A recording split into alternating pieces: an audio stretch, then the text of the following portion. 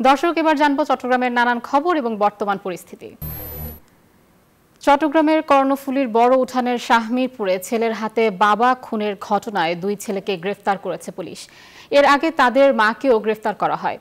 দুপুরে বন্দর জোনের উপপুলিশ কমিশনার শাকিলা সুলতানা জানান, ভুক্তভোগীর স্ত্রীর সন্দেহ দেবরের স্ত্রীর সাথে পরকীয়া সম্পর্ক ছিল স্বামীর। একই সাথে সম্পত্তির ভাগ বাটোয়ারা নিয়েও বিরোধ দীর্ঘদিনের। এরই জেরে গত 11 সেপ্টেম্বর কর্ণফুলীর বড় উঠান এলাকায় নিজ বাড়িতে বাবার সাথে বিদেশ ফেরত 2 প্রবাসী পুত্রের সাথে কথা কাটাকাটির এক পর্যায়ে বাবাকে ধারালো অস্ত্র দিয়ে আঘাত করলে ঘটনাস্থলে মারা যায় বাবা।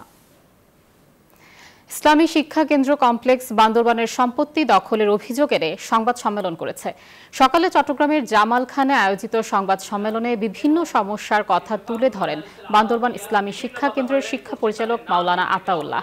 এ সময় তিনি অভিযোগ করে বলেন, বান্দরবান জেলা আওয়ামী লীগের সহসভাপতি মাহবুবুর রহমান ও সাবেক পৌর মেয়র জাবেদ রেজা সহ কিছু স্বার্থান্বেষী ব্যক্তি এই মাদ্রাসা দখলের জন্য ষড়যন্ত্র চালিয়ে যাচ্ছে।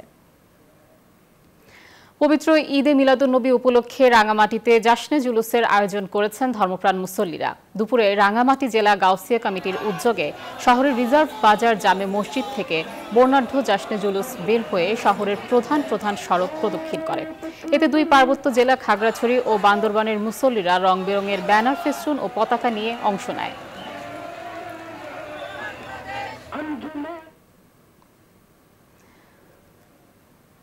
ফেনীতে বিচার প্রার্থীদের বিশ্রামের জন্য ন্যায়কুঞ্জ নামে একটি হলরুম উদ্বোধন করেছেন সুপ্রিম কোর্টের হাইকোর্ট বিভাগের বিচারপতি আহমেদ সোহেল।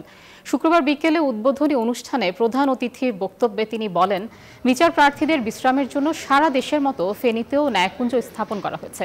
পাশাপাশি নারীদের জন্য রয়েছে মাতৃদুগ্ধ কর্নার।